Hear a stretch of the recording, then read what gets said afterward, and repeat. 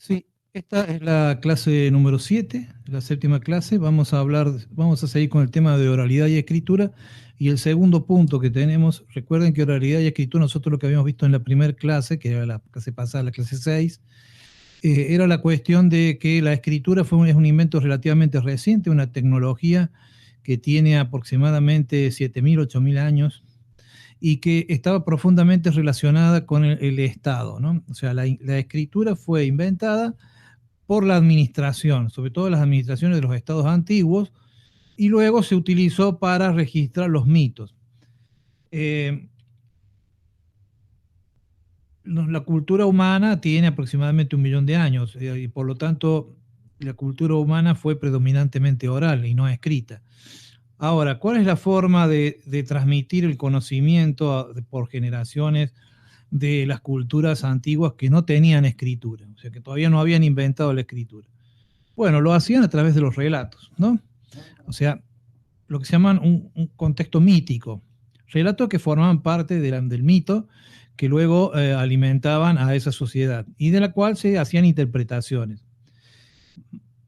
Por ejemplo, todas las culturas han tenido sus mitos, sus relatos. Los relatos míticos tienen una característica de ser cerrados, que no tienen relación con la realidad, porque están tomados en algún momento histórico, pero el nexo con el momento histórico se pierde, porque digamos los indicios o los rastros de ese momento histórico donde se construye el mito ya no existen.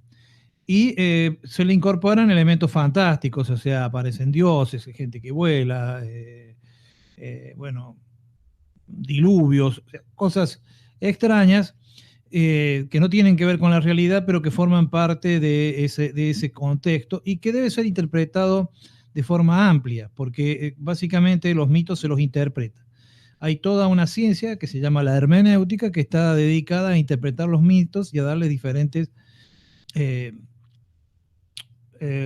lecturas, ¿no? O sea, los mitos admiten diferentes lecturas. Eh, los mitos que sobrevivieron a actuales más desarrollados son básicamente el mito hebreo y el mito griego.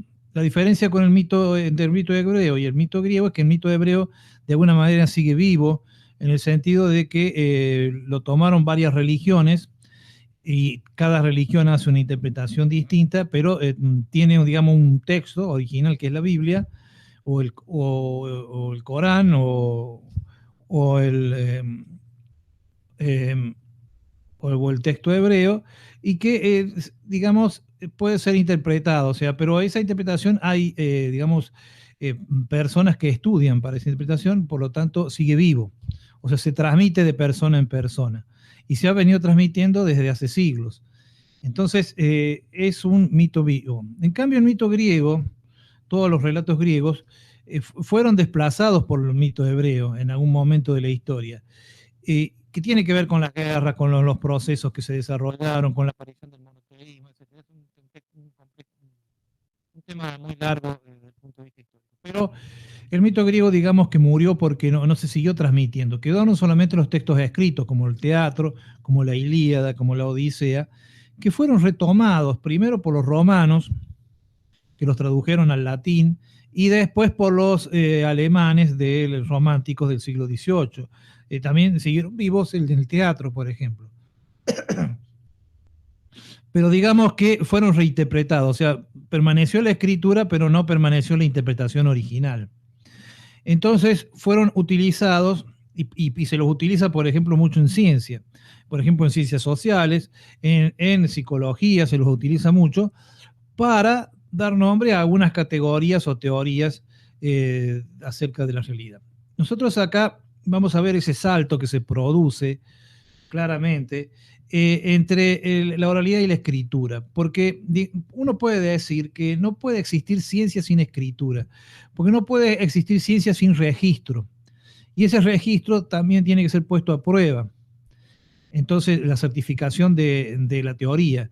Entonces, digamos que el pensamiento humano dio un salto importante con la escritura, y la escritura es parte de la tecnología necesaria para pensar la ciencia. Y acá vamos a diferenciar dos conceptos básicos que son el de mito y el de logos. El concepto de mito es un concepto narrativo, o sea, donde hay personajes, acción, un tiempo mítico, por supuesto, y un lugar que también es un espacio que no existe en la realidad, y donde estos personajes míticos que aparecen.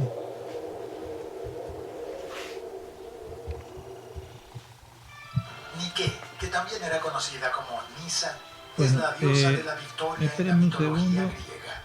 Ella era hija del titán Palas y de la ninfa Estige, y tenía como hermano a los titanes Kratos, el poder, Celo, que representaba la rivalidad y la grandeza, Estos y personajes que Mira, se la construyen fuerza. tienen diferentes lecturas. Junto con sus hermanos, Yo la ahí en el diosa de la texto victoria escrito, en el luchó al PDF, lado de ustedes los van a ver el dioses ejemplo de olímpicos Caperucita durante Roja la y también el ejemplo de titanomaquia, Nike. la Nike, guerra que nosotros entre lo conocemos dioses como y las zapatillas titanes. Nike, ¿no? Y Que también son dos ejemplos que prestó yo siempre auxilio utilizo, a pero que Zeus son muy, durante muy su claros con lucha con respecto a eso. Tifón. Por ejemplo, el En la relato de Caperucita gigantomaquia, Roja es un la diosa relato de conducía el carro de Europa, Zeus durante la lucha contra los digamos, gigantes. la Europa del norte, ¿no? La diosa es La Europa de la representada como una zona figura germánica, de la alada, zona llevando rusa, una espada y sosteniendo la una rusa corona de europea. laureles. Ese tipo de relatos, bueno, por supuesto, es un relato donde tiene que haber un bosque, tiene que haber lobos, tiene que haber abuelas y tiene que haber niñas, ¿no? Entonces, y niñas que usan caperuza o usan por la nieve. Entonces, esos relatos fueron fijados en el siglo XVIII, fines del siglo XVIII, por los románticos alemanes, pero también lo hicieron los rusos. Entonces, nosotros tenemos la versión de los hermanos Grimm, que es la versión de Caperucita Roja, la Caperucita Roja de Alemania del Norte, y tenemos la versión de los rusos, que son vecinos, y que es una versión que de la Zaremna y los 12 guerreros. Es el mismo cuento con diferentes versiones. En un caso son enanos y en el otro caso son guerreros. Siempre son 12 y siempre está el caso, bueno, no, perdón, ese es Blancanieves. No, pero quería dar el caso de, me confundí con Blancanieves, pero bueno, tenemos el caso de Blancanieves o tenemos el caso también de Caperucita. Pero bueno, voy a tomar el de Caperucita porque es el más claro. Caperucita es un cuento para niños. Ahora, como cuento para niños, forma parte de un mito que se traducía de forma oral, por lo tanto tiene algunas variaciones de acuerdo a los lugares, pero básicamente puede ser interpretado de diferentes maneras. Puede ser simplemente interpretado como un cuento para niños, pero también puede ser interpretado como una representación de las edades de la mujer. Por eso, cuando es niña, cuando es adulta y después cuando es abuela. El encuentro con los hombres, por ejemplo, que es peligroso, ese encuentro en el bosque, que los hombres que son una especie de lobos, y también la idea de por qué la caperuza es roja. O sea, la caperuza roja tiene que ver con el momento del paso de la niña a la mujer. O sea, es un símbolo. Entonces, ese efecto simbólico del cuento puede ser leído en diferentes épocas. A un niño de 4 años se cuenta el cuento de Caperucita y después una niña de 12 lo va a interpretar de otra manera. Entonces, tiene diferentes posibles lecturas. Lo mismo sucede con todos los mitos, con Blancanieves, sucede con la Ilíada, con la Odisea, incluso con la misma Biblia. O sea, los textos de la Biblia no se interpretan literalmente, se interpretan desde un punto de vista hermenéutico, digamos, donde se le pueden dar diferentes significados de acuerdo al, punto, al objetivo de la lectura. Entonces, esta es la forma de conservar el conocimiento que tenía la cultura antigua cuando no tenía escritura. ¿Por qué? Porque los cuentos se recuerdan. Entonces, uno si mete conceptos dentro de un cuento, la gente los recuerda porque están dentro del cuento. Entonces tiene que ver mucho con la memoria. Es mucho más fácil recordar un... Nadie se olvida de Caperucita Roja ni de Blancanieves. Si yo les pregunto a ustedes cómo es el cuento, ustedes me lo cuentan perfectamente. Porque aunque lo escuchan una sola vez y ya se acuerdan. En cambio, si yo les pregunto la definición de enunciado, seguramente, bueno, van a tener que ir al texto para leerlo, ¿no? Entonces, después vamos a ver este problema, que el texto narrativo es mucho más fácil de recordar, mientras que los textos que son explicativos, argumentativos, descriptivos, etcétera, son más difíciles, por lo tanto, por eso necesitan la escritura. Entonces, ¿cuál es el punto y cuál es lo importante aquí? Que nosotros en la universidad trabajamos mucho con la escritura, necesitamos de la escritura. Y el segundo punto es que nosotros no trabajamos con mitos, trabajamos con logos, conceptos. el concepto es mucho más delimitado, tiene un solo significado, no tiene una plurisemia o muchos significados como puede tener el mito. El mito, como el mito de Edipo, puede ser interpretado de diferentes formas, puede ser interpretado desde la psicología, como puede ser interpretado desde la política, por ejemplo. Como puede pasar, por ejemplo, en Hamlet, ¿no? Hamlet es una reinterpretación de alguna manera del mito de Edipo. Entonces, y está aplicado al teatro. Entonces, digamos que los mitos tienen muchas lecturas posibles, mientras que nosotros en ciencia necesitamos una sola lectura, o sea, un solo significado. Por eso los logos son definidos y se los define claramente con la escritura. Entonces, esta relación entre logos y escritura también tiene que ver con la relación del desarrollo del pensamiento abstracto, ¿no? Piaget, ¿qué dijo cuando analizó la genética del pensamiento? Que el ser humano puede desarrollar el pensamiento abstracto a partir de los 18 años. O sea, antes de los 18 años está más el pensamiento concreto. Y recién el pensamiento abstracto necesita una maduración. Pero a la vez habría que decir también que esa maduración está relacionada con la escritura. O sea, las sociedades que solamente tenían oralidad difícilmente pudieran pensar el concepto abstracto como lo pensamos nosotros hoy. O sea, que la escritura tiene que ver con cómo pensamos nosotros. O sea, el pensamiento se construye y no es que nacemos con la capacidad de pensar. Eso sería el aporte que podría dar esta idea de la relación entre el mitos y el logos. Entonces, yo voy a cerrar este tema con el ejemplo de Nike, porque es un ejemplo muy claro. Nike en la cosmogonía griega antigua del siglo V, o sea, los griegos actuales no piensan así, son los griegos antiguos. Recuerden que pasó mucho tiempo, mucha agua bajo el puente, muchas guerras, etc. Los griegos actuales tienen un pensamiento religioso del tipo ortodoxo, pero los griegos antiguos que creían en muchos dioses, no eran monoteístas, sino que eran politeístas, creían en muchos dioses, asociaban estos dioses con diferentes fuerzas de la naturaleza, etc. En el caso de Nike, que era una diosa menor, es la diosa de la victoria, es una diosa alada, se la representa como una mujer con alas. Ahora, esa representación que se hace de Nike y ese relato en torno a Nike, ¿por qué? Porque la victoria... Y también en las competiciones ecuestres. La diosa Atenea es a menudo representada con una pequeña estatua de la diosa de la victoria en su mano izquierda. Y gran parte de los éxitos de Atenea están justificados por el hecho de que la diosa Nike está siempre a su lado.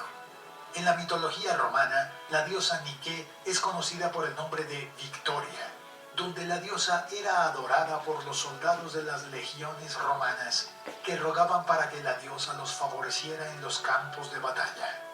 Su popularidad era tal que una estatua de la diosa Victoria estaba ubicada y destacada dentro del Senado romano.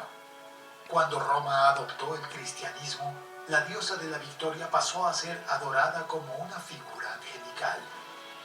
Los atletas de la antigüedad hacían sacrificios en honor a la diosa, para que de este modo Nike les concediera la victoria y la gloria. En los Juegos Olímpicos modernos, la imagen de la diosa está presente en el anverso de las medallas olímpicas. La diosa de la victoria sirvió de inspiración para el nombre de uno de los más famosos fabricantes de artículos deportivos. En los días de hoy, estatuas de la diosa decoran diversas plazas y monumentos por todo el mundo, pero ciertamente la estatua de Nike más famosa es la Victoria de Samotracia.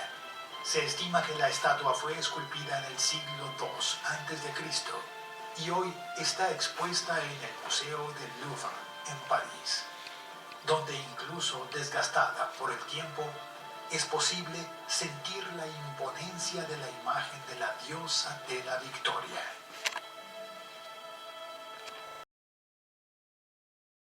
Ahora, esa representación que se hace de Nike y el relato en torno a Nike, ¿por qué? Porque la victoria tenía alas, porque digamos, provisoria, ¿no? O sea, era momentánea. La victoria podía estar hoy acá y volar, irse. Incluso, por ejemplo, hay una estatua de la Victoria de Samotracia que no tiene que le han cortado las alas, ¿no? Para que no se vaya, digamos. ¿Qué quiere decir? Que la historia todo es provisorio, nada es definitivo. Nosotros ahora lo definiríamos a esa idea de la victoria como provisoria, que hay una evolución permanente de la historia, que cambia permanentemente, porque el que gana hoy puede perder mañana. O sea, no hay una victoria definitiva, no es que una clase social se puede imponer definitivamente sobre el resto. Genera sus propias contradicciones y en algún momento se va a producir un cambio, ya sea externo, interno, etc. Entonces, esa idea de cambio de la historia, los griegos, como la representaban de manera mítica, con una diosa. Entonces, esa es la característica de personificación. Entonces, la oralidad personificaba las ideas, las traducía en en algo con nombre y apellido, digamos. O sea, una diosa se la personificaba como una mujer alada, ¿no? Se le daban características de animal, como un pájaro. Entonces, ese concepto de Nike es el concepto de la victoria alada. Luego, ese concepto va a tener una evolución y se va a aplicar en el caso de las guerras, pero también en el caso deportivo, ¿no? En los que llamaban agones. Agones son los enfrentamientos. Entonces, después, por supuesto, las zapatillas Nike tomaron esa idea y le hicieron una especie de ala al logo de la zapatilla, ¿no? Porque justamente relacionaron la zapatilla con la victoria deportiva. Si uno usa las zapatillas Nike, va a ganar la carrera, ¿no? Bueno, pero esto es claramente un mito, o sea, los conceptos encerrados en el mito, como sucede con Edipo, como sucede con otros personajes, como sucede con otras diosas, por ejemplo, o héroes o superhéroes que ellos tenían, los héroes eran hijos de dioses, etc. Con Narciso, por ejemplo. Narciso también es un personaje que tiene el concepto del amor a sí mismo, ¿no? Narciso no puede amar porque se ama a sí mismo, entonces no tiene espacio para amar a otros, no puede entrar nadie dentro de su mundo cerrado. Se ama a él y su espejo. Entonces, esas ideas que pasa, por ejemplo, Narciso, pasa a un concepto, el Narciso es el mito de Narciso, que Narciso no podía mirarse en un espejo porque iba a morir. ¿Por qué iba a morir? Porque se iba a enamorar de sí mismo y por lo tanto no iba a poder, de tristeza, ¿no? Porque lógicamente no iba a poder ser retribuido. Entonces, y es lo que le pasa, se mira en un lago y queda tan enamorado de sí mismo que no puede salir de ahí y muere de hambre. Entonces, eso que forma parte del relato de Narciso, bueno, que aparte se lo tenía merecido porque hizo sufrir mucho a unas musas, ¿no? Especialmente a Eco. Eco es una musa que sufre mucho con el desprecio de Narciso y por eso es tan flaca y no se la puede ver. Al Eco uno no lo ve. Bueno, pero esa idea pasa al logo, que el logo va a ser narcisismo, ¿no? El narcisismo es un concepto definido acerca de alguna característica psicológica de una persona. Mientras que Narciso es una historia, de la cual uno puede tomar diferentes interpretaciones, porque uno puede tomar una interpretación de que se muere mirándose en el agua. Es imposible comparar, tomar también la otra de que desprecia a Eco, etc. Son historias construidas más allá. Hay diferentes historias alrededor de la comprobación con la realidad, ¿no? Muy bien, entonces espero que les haya quedado claro. Y después tenemos el logo, donde el concepto es cerrado, tiene un solo significado. Y básicamente está fijado en la escritura. Bueno, muy bien. Entonces nos vemos en la próxima clase y espero que esto más o menos se haya comprendido. Por supuesto, va a ser tema del trabajo práctico número 3, que es un trabajo que tienen que entregar los primeros días de septiembre.